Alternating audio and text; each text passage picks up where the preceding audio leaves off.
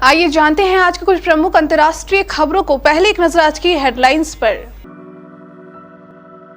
Shinzo Abe के राजकीय अंतिम संस्कार में शामिल होने जापान पहुंचे प्रधानमंत्री Narendra Modi. Chandigarh university MMS case में खुलासा, वीडियो बनाने वाली लड़की गिरफ्तार, आर्मी मैन को कर रही थी डेट। एयर हॉस्टेस की आप बीती, फेसबुक पर दोस्ती, पहचान बढ़ने पर करने लगी बात, फिर एक रात दरिंदे ने घर पर दी दस्तक। जम्मू कश्मीर में संभावनाएं तलाश रही बीजेपी के लिए बेहद अहम होगा अमित शाह का दौरा। बाबा साहेब के वफादार सेवक ने छोड़ा उद्धव का साथ, 30 साल मातृश्री में दी सेवाएं, अब शिंदे का दामन थामा। रूस यूक्रेन जंग में पाकिस्तान की एंट्री, पाकिस्तान यूक्रेन को भेज रहा खतरनाक तोपों के गोले, कैसे बदलेगी जियो पॉलिटिक्स, भारत पर कितना असर। पाकिस्तान की एक और साजिश, सीमा पर घुसपैठ कर रहे ड्रोन को गोलीबारी से खदेड़ा। सलमान खान के शो में टीवी की नंबर 1 बहू की एंट्री, बिग बॉस की अदालत में जीत पाएगी। और साउथ अफ्रीका सीरीज से पहले ही टीम इंडिया की ताकत हुई आधी, 3 घातक प्लेयर हुए भारतीय टीम से बाहर। प्रधानमंत्री नरेंद्र मोदी आज जापान के पूर्व प्रधानमंत्री शिंजो आबे के राजकीय अंतिम संस्कार में शामिल होने पहुंचे हैं। पीएम बुडोकन में राजकीय अंतिम संस्कार समारोह में शामिल होंगे। समारोह भारतीय समय के मुताबिक सुबह 10:30 बजे सेंट्रल टोक्यो के निप्पॉन बुडोकन में शुरू होगा। अंतिम संस्कार में हिस्सा लेने के लिए 20 शासनाध्यक्षों सहित 100 देशों के प्रतिनिधि मौजूद होंगे। मोदी शिंजो आबे की पत्नी आइंकी अबे से भी शोक संवेदना व्यक्त करने के लिए शिष्टाचार भेंट करेंगे। चंडीगढ़ यूनिवर्सिटी एमएमएस मामले में गिरफ्तार आर्मी मैन संजीव सिंह से पूछताछ में कई अहम खुलासे हुए हैं। रिपोर्ट के मुताबिक वह उस स्टूडेंट से प्यार में था जिसने हॉस्टल में लड़कियों का नहाते हुए वीडियो बनाया था। आरोपी छात्रा के साथ अपनी रिलेशनशिप के बारे में सिंह ने मोहाली पुलिस से पूछताछ में बताया जा रहा है कि सैन्यकर्मी सोशल मीडिया के जरिए आरोपी लड़की से मिला था। इसके बाद दोनों ने एक दूसरे के मोबाइल नंबर शेयर किए।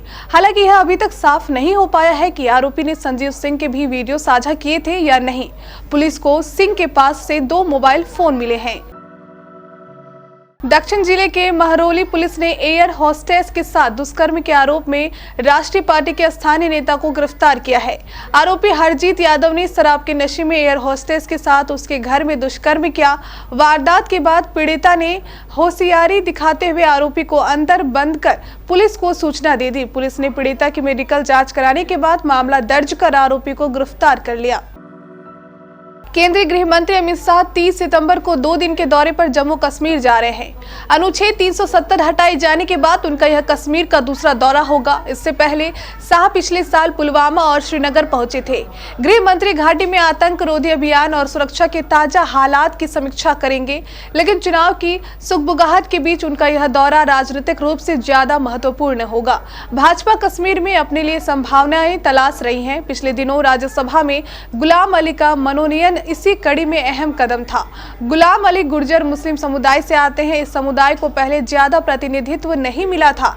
ऐसे ही अन्य उपेक्षित समूहों पर भाजपा की नजर है जो परिसीमन के बाद काफी महत्वपूर्ण हो गए हैं। सूत्रों ने कहा कि कश्मीर में कई राजनीतिक घटनाक्रम हो रहे हैं। कांग्रेस से इस्तीफा देने के बाद गुलाम नबी आजाद ने नई पार्टी बना ली है। भाजपा से उनकी राजनीतिक समझ बनने का अनुमान भी जानकर लगा रहे हैं।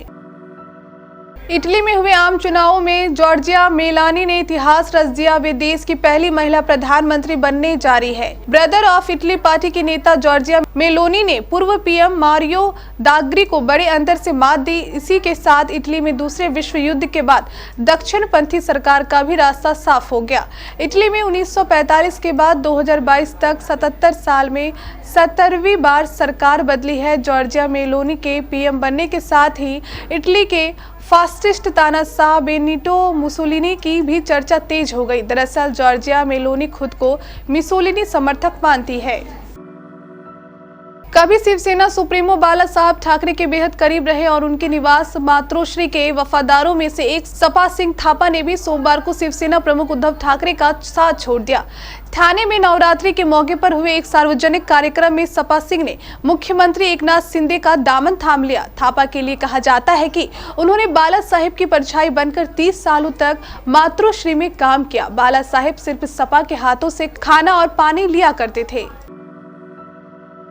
रूसी राष्ट्रपति व्लादिमीर पुतिन और पाकिस्तान के तत्कालीन पीएम इमरान खान की ये तस्वीर 24 फरवरी 2022 की है। इमरान खान तब रूस के दौरे पर थे। उनके मॉस्को पहुंचे कुछ ही घंटे बीते थे कि रूसी सेना ने यूक्रेन के कई शहरों में हमले शुरू कर दिए। उस वक्त इमरान का एक वीडियो वायरल हुआ था जिसमें वे कह रहे थे, कितना सही वक्त पर रूस आया हूँ। तब इमरान ने अमेरिका के खिलाफ जाकर रूस से दोस्ती की थी। हालांकि इसके कुछ ही महीने बाद इमरान खान खुद सत्ता से बेदखल कर दिए गए थे। अब वही पाकिस्तान रूस के खिलाफ खतरनाक हथियारों को यूक्रेन पहुंचाने में अमेरिका और पश्चिमी देशों की मदद कर रहा है। सीमा सुरक्षा बल ने एक बार फिर पाकिस्तान की ड्रोन के जरिए ड्रग्स और हथियार भेजने की साजिश को नाकाम कर दिया। पंजाब की अंतर्राष्ट्रीय सीमा के अंदर घुसे पाकिस्तानी ड्रोन को गोलीबारी कर जवानों ने खदेड़ दिया। बीएसएफ की तरफ से ये जानकारी दी गई है। बीएसएफ ने बताया कि रविवार रात को 9:40 पर गुरदासपुर में 58 बटालियन की चौतरा बीओपी पर पाकिस्तान की तरफ से एक ड्रोन भारतीय सीमा में घुसा। वह तकरीबन 10 बजे पीओपी चक्री के इलाके से वापस जाता देखा गया। बीएसएफ जवानों ने ड्रोन पर 56 राउंड गोलीबारी की और 8 रोशनी करने वाले बम भी चलाए। इसके बाद ड्रोन पाकिस्तान की तरफ चला गया। बिग बॉस फैंस खुश हो जाइए क्योंकि टीवी की नंबर 1 बहू अब देश के मोस्ट कंट्रोवर्सी रियलिटी शो में राज करने को तैयार है। वैसे टीवी की नंबर 1 बहुएं तो कई रही हैं। हम किस बहू की बात कर रहे हैं, सस्पेंस को यही खत्म करते बताते हैं कि आपकी प्यारी मेहर यानी निम्रत कौर अहलूवालिया इस साल बिग बॉस 16 में रूल करने वाली है। निम्रत कौर अहलूवालिया की एंट्री का प्रोमो कलर्स के इंस्टा हैंडल पर शेयर किया गया है। हालांकि निम्रत का चेहरा प्रोमो में पूरी तरह से रिवील नहीं किया गया है, मगर निम्रत की हल्की सी दिखी झलक और उनकी मीठी आवाज को सुनकर फैंस ने अंदाजा लगाने में देरी नहीं की। कमेंट बॉक्स में निम्रत का नाम लेते ढेरों कमेंट्स आने लगे। निम्रत बिग बॉस में आ रही है, ये बात जानकर उनके फैंस की खुशी का ठिकाना नहीं है।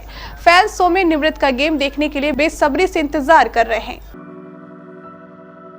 भारतीय टीम को साउथ अफ्रीका के खिलाफ 3 टी20 मैचों की सीरीज खेलनी है, लेकिन इससे पहले ही टीम इंडिया के 3 स्टार खिलाड़ी बाहर हो गए हैं।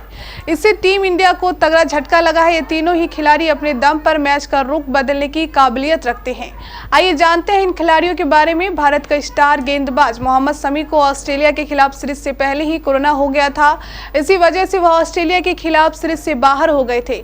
अब अभी ठीक तरह से कोरोना उबर नहीं पाए हैं, इसलिए सेलेक्टर्स ने उनकी जगह उमरान मलिक को स्टैंड बाय में रखा है। मोहम्मद शमी अपनी कातिलाना गेंदबाजी के लिए फेमस हैं। उन्होंने भारत के लिए 17 टी20 मैचों में 18 विकेट हासिल किए हैं।